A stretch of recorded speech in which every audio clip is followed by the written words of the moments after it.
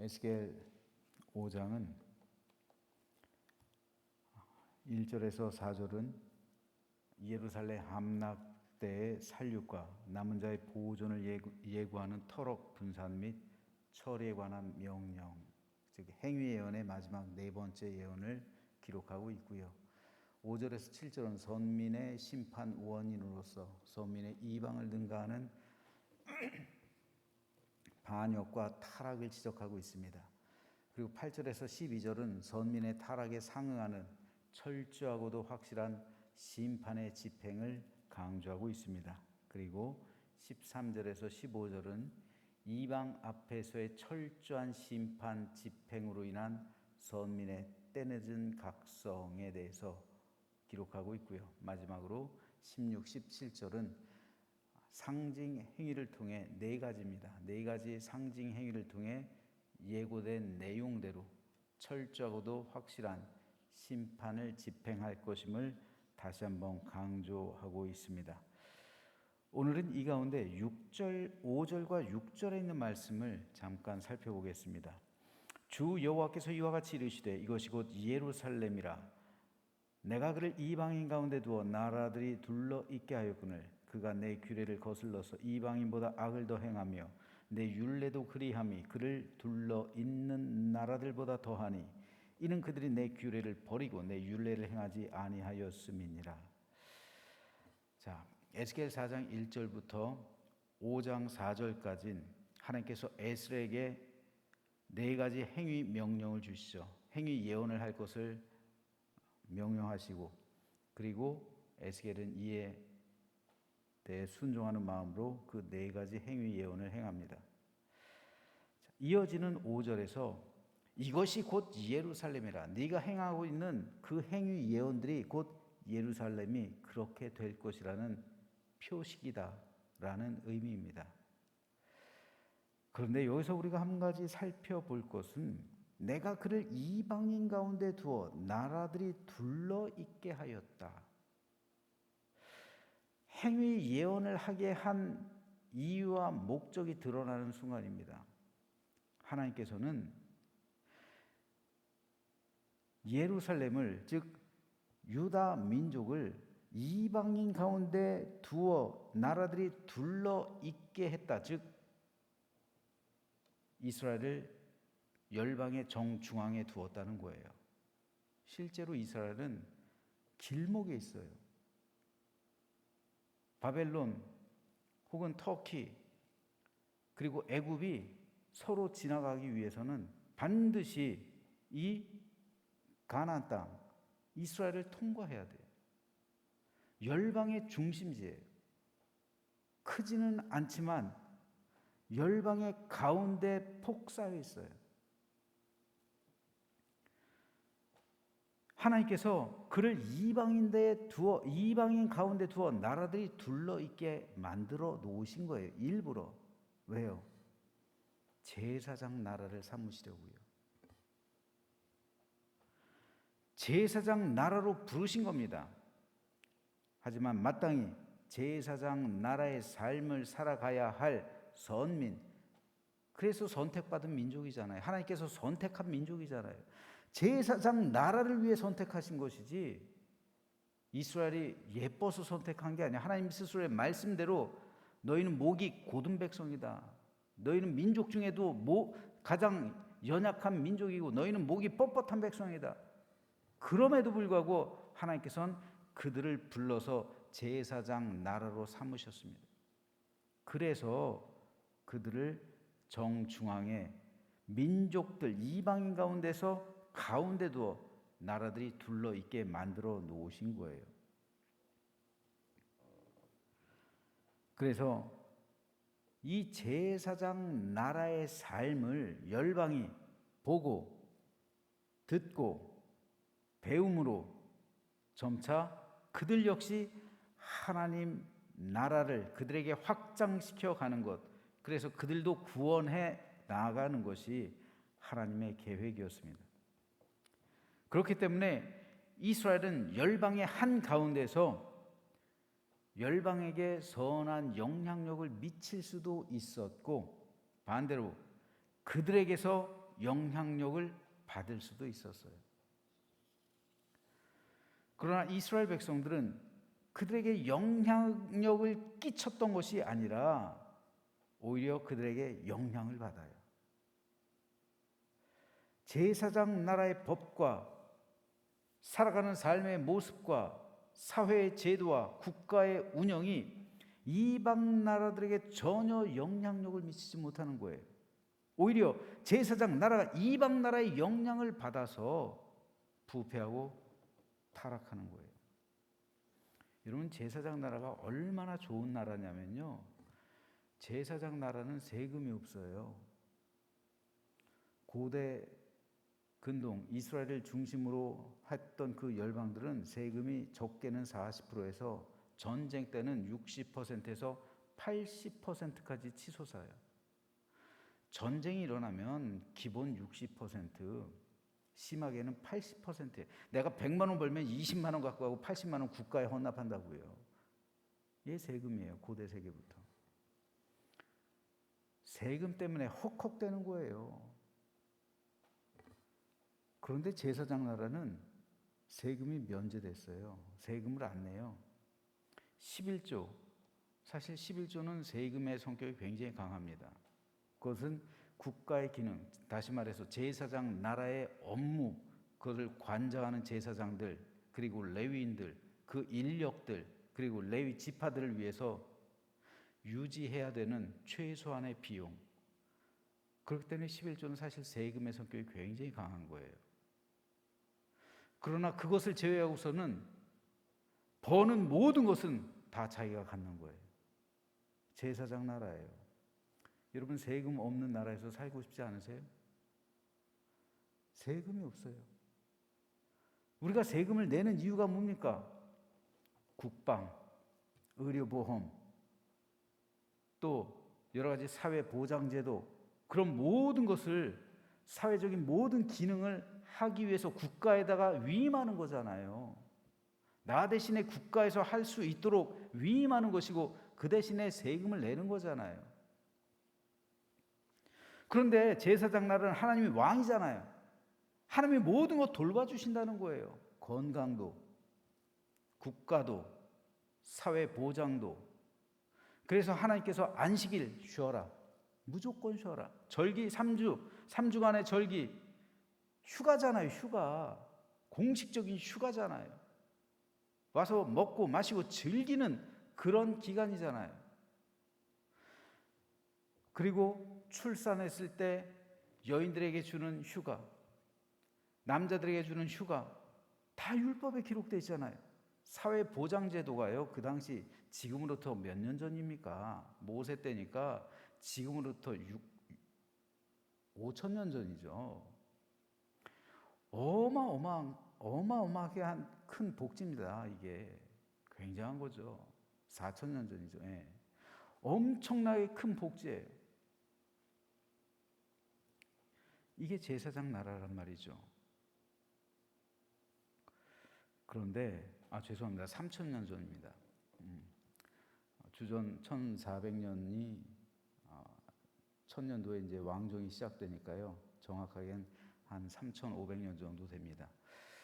어떻든 이 제사장 나라인데, 그러면은 그 제사장 나라를 열방들이 보고, 와, 저 나라는 하나님이 다스리네. 왕이 없네. 하나님이 다스리는 나라, 신이 직접 통치하시는 나라구나. 그래서 세금도 없고 신이 직접 모든 것을 다 관장하신데, 그들에겐 신이잖아요. 여호와라는 신이 있는데 그 신이 모든 것을 다 관장하고 모든 것을 다 도와주고, 그래가지고 그 백성들이 얼마나 풍요롭고 행복하고 기쁘고 즐겁게 살아가는지, 그 나라 사람들이 진짜 부럽네. 나도 그 나라 사람 되고 싶네. 이런 생각이요. 이게 선한 영향력이잖아요. 그런데 이스라엘 민족이 이런 삶을 안 살아가요. 안식년 안 지키죠. 희년 안 지키죠. 또 사회적인 모든 것 다 율법 지키지 않죠. 도리어 왕을 구하죠. 우리를 대신해서 왕을 좀 주십시오. 하나님 못 믿겠습니다. 우리 우리를 통치할 수 있는 눈에 보이는 왕을 좀 주십시오. 이러죠.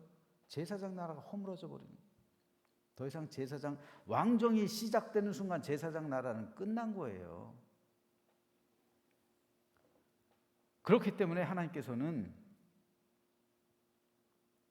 제사장 나라를 살아가지 못하는 그 삶에 대한 심판. 여러분, 왜 그 심판이 예루살렘의 멸망과 함께 시작됐을까요? 왕정이잖아요. 왕정의 끝이잖아요. 결국 왕정은 제사장 나라를 버린 이스라엘 민족을 향한 하나님의 심판이에요. 그렇죠? 왕정이 끝나버리잖아요. 그렇기 때문에 이 어떤 영향력을 주느냐, 내가 선한 영향력을 주느냐, 아니면 세상 사람에게 그런 영향력을 받으며 사느냐, 교회가 이 싸움을 하고 있는 거잖아요. 영적인 이 싸움을 하고 있는 거잖아요. 요즘 그리스도인 청년들이 결혼하기 참 어렵다고 그래요. 믿음의 사람들 만나기 힘들다는 거예요. 남자고 여자고 형제고 자매고 만나기가 어렵다는 거예요. 그럼 어떻게 해요? 이 만날 수 없는 이 상황에서 그러면은 어떻게 해야 돼요? 혼자 살아야 돼요? 네, 혼자 사는 것도 방법이죠. 그리고 웬만하면은 믿음이 좋은 사람을 만나야 되는데 믿음이 좋은 사람은 한정이 돼 있잖아요. 그럼 어떻게 해야 될까요? 결혼하지 말아야 될까요? 우리 중 누군가는 틀림없이 안 믿는 사람하고 결혼을 하게 돼 있어요. 그렇잖아요. 그리고 그 사람을 그리스도인으로 만들어야 할 그러한 또 책임이 주어질 수 있죠. 그런데 중요한 것은 그겁니다. 정과 부정이, 거룩과 부정이 만나는 거예요. 그랬을 때 누가 이기느냐? 가정에서도 정과 부정이 있을 수가 있어요. 예수님 믿는 사람과 믿지 않는 사람이 있을 수 있습니다. 정과 부정이 부딪히게 됐을 때 정으로 부정을 덮으면 정이 승리하는 것이고, 부정이 정을 덮으면 정이 부정에, 거룩이 부정에 오염되는 거잖아요. 그렇기 때문에 우리는 어떤 영향력, 교회와 세상이 만났을 때 교회가 세상을 덮어버리면 교회의 거룩함이 승리하는 거예요. 물이 바다 덮음같이 교회가 세상의 모든 더러움을 씻어내고 정화시키는 거예요. 하지만 세상이 교회를 이기면 교회는 세속화가 되는 거예요.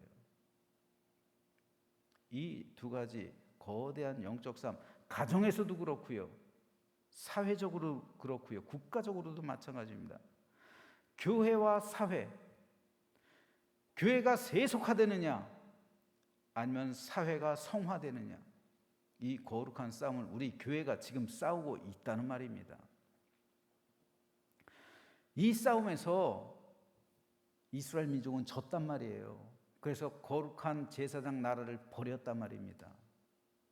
오늘 우리 교회의 현실, 우리가 깊이 생각하고 우리 그리스도인들의 영적인 각성을 위해 우리는 기도해야 합니다. 다음으로 오늘 본문 6절에서 하나님은 이스라엘 백성이 이방인들보다 더 악을 행한다고 말하고 있어요. 하나님이 이스라엘 민족을 부르시면서 이렇게 말씀하신 적이 있죠. 내가 내 하나님 여호와의 말씀을 삼가 듣고 내가 오늘 내게 명령하는 그의 모든 명령을 지켜 행하면 내 하나님 여호와께서 너를 세계 모든 민족에 뛰어나게 할 것이다. 여기서 뛰어나게 할 것이라는 이 말을 우리가 얼마나 좋아합니까? 우리는 이 말씀을 다른 사람보다 혹은 다른 민족보다 더 능력이 출중하고 탁월한 것으로 우리가 생각하고 이 말씀을 좋아하는 거잖아요. 그런데 오늘 본문에서 너희가 이방인보다 악을 더 행했다라는 이 말씀에 비추어 볼 때 모든 민족에게 뛰어나게 하겠다는 이 말씀은 꼭 능력의 탁월함이나 혹은 경제적인 풍요로움만을 의미하지는 않는다는 사실을 알게 돼요. 그 이면에는 네가 뛰어나야 한다, 뛰어나게 할 것이다. 물론 능력의 탁월함, 이게 분명한 사실이에요. 하지만 그 이면에는 도덕적이고 윤리적인 탁월함 또한 들어있는 거예요. 왜 우리는 능력의 탁월함만을 좋아할까요? 그리스도인이 되었으니까 도덕적으로, 윤리적으로, 사회적으로 탁월해야 함은 이건 왜 자랑하지 않을까요? 이게 우리가 지금 마주하고 있는 현실이에요. 그리스도인은 세상 사람보다 더 도덕적이고 윤리적이고 그리고 국가에 대해서 사회적으로 신실해야 되는 거예요. 예수님께서도 말씀하시잖아요. 너희 의가 바리새인보다 낫지 않다면 결단코 천국에 들어가지 못하리라. 이게 행위구원입니까? 아니에요. 예수님 믿는 사람들은 천국 시민답게 살아가야 함을 주님께서 말씀하시는 거예요. 즉 도덕적으로 윤리적으로 성숙해야 한다는 말이에요. 우리 그리스도인들이 절대로 듣지 말아야 할 말은 교회가 더해, 세상보다 더해, 교인들이 더해, 세상 사람보다 더해, 이런 말을 절대로 들으면 안 되는 거예요. 이스라엘 민족이 그랬잖아요. 하나님께 이런 말을, 이런 책망을 듣고 있는 거, 너희들이 더해, 이 말을 듣고 있는 거예요. 세상 사람보다 니네들이 더해, 이 말을 하나님께서 지금 하고 있는 겁니다. 제사장 나라의 삶을 살아가는 사람들이 희생적이고 사랑이 많고 평화와 안식과 양보, 배려 이런 것들이 있어야 되는데 오히려 현실은 정반대였단 말입니다. 제사장 나라의 백성들이 더 우상을 숭배하고 있어요. 더 물질을 탐하고 있고 더 풍요로움에 대해서 갈망하고 더 세속적이고 더 많은 탐욕 가지고 세상 사람보다 더 큰 죄악을 저지르며 살아가고 있다는 말입니다. 이것이 하나님의 심판 이유라는 말이에요. 저와 여러분 모두 하나님 나라의 삶을 살아가고 있습니다.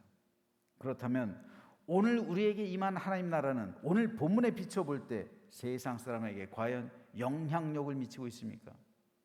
또한 나는 가정에서, 교회에서, 사회에서 도덕적으로, 윤리적으로 그리고 특별히 믿음에 관해서 영적으로 성숙해 있습니까? 정과 부정이 부딪힐 때 나라는 거룩이 나와 부딪히는 그 악함에 대해서 내가 그것을 덮어버리고 있습니까? 그래서 그것이 정화되고 있습니까? 오늘 에스겔서 5장을 읽으면서 저와 여러분 모두 하나님 앞에서 신실하게 살아가기로 다짐하는 복된 오늘 되시기를 주님의 이름으로 부탁드립니다.